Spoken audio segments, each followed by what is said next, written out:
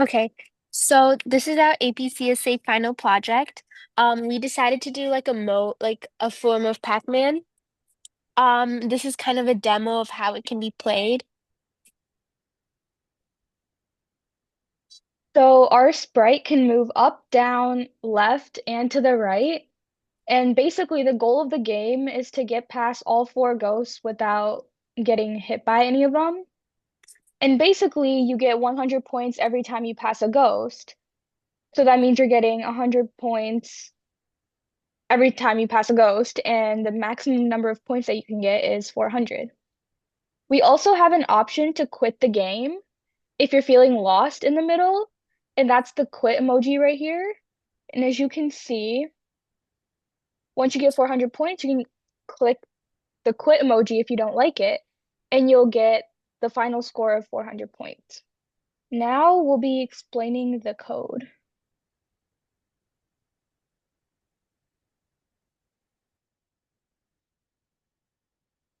So this is our main class where everything's basically declared. We have our global variables such as cookie, cotton candy, candy, Pac-Man, and the lost image. And these are all basically ways to load our images onto the game. Here in the game box, we describe the dimensions of our game. And here we have box width, box height, and also the actual screen size, which is 1280 by 800 pixels. So in our settings function, we basically just draw the screen and set it up to be played. And then for the first line of the setup function, we have our background sort of command, which basically sets the color to dark blue. And then moving on, we load all the images, and these are for our sprites. And here we load images for our ghosts. Now, as we scroll down to line 44, here's where we assign all the images and their files to an array. And we use map.random to randomly choose a player sprite. And then we also create four ghost objects with their own unique images and sort of requirements and limits to how they move. Inside the draw function, we declare two states, either game over or victory, and we have an if statement here that basically says that if it's not game over, so if you don't lose, or if you don't win, which means you're playing the game, the player sprite moves, and you also display the player in the maze.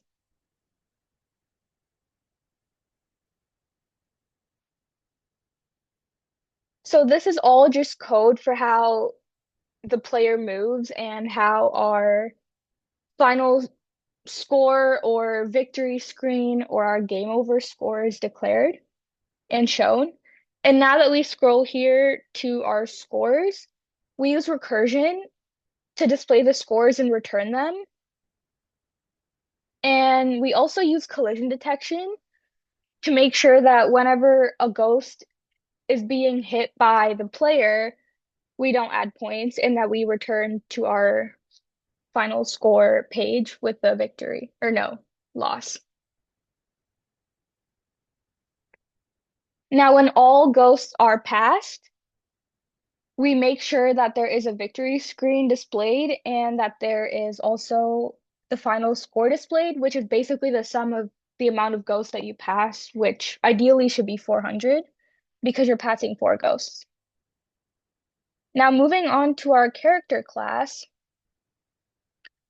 it basically extends the game object from the class character extends from the game object. So it's basically a subclass of game.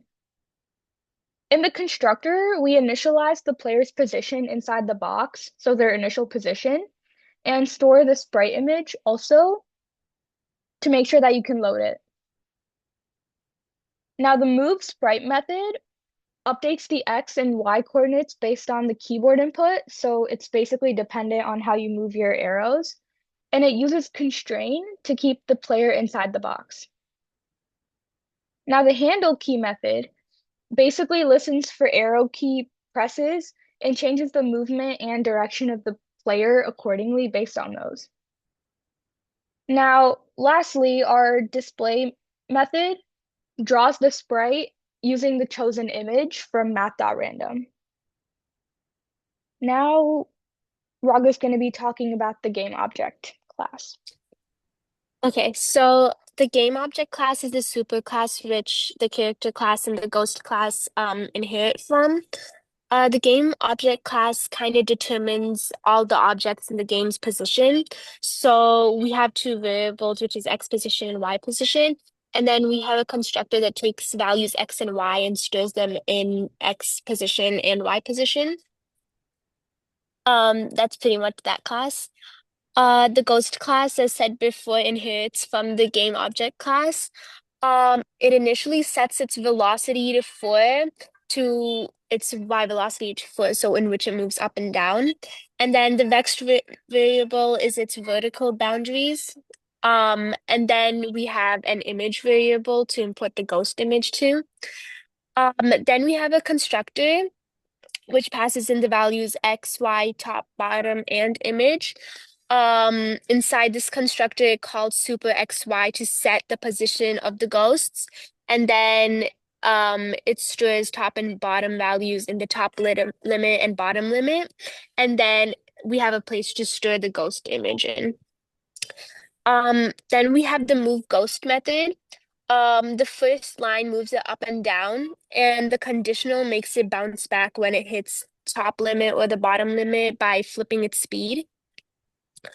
The next method, which is the display method, draws the ghost at the specified position, which in this case is 52, 52.